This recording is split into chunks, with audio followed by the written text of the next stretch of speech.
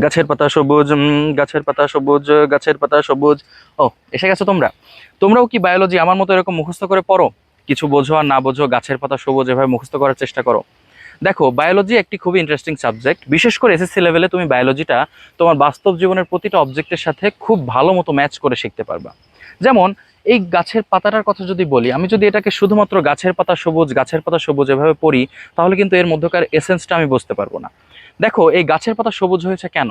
কারণ এখানে ক্লোরোফিল নামক একটা পিগমেন্ট থাকে, যার কারণে গাছের পাতার রং সবুজ দেখায়।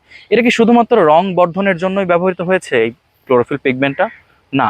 এই সবুজ পাতা কিন্তু সূর্যের আলোক শক্তিকে কাজে লাগিয়ে রাসায়নিক শক্তি অর্থাৎ গ্লুকোজ খাবার তৈরি করে, রাইট? এই গ্লুকোজ কি শুধুমাত্র গাছ ব্যবহার করে?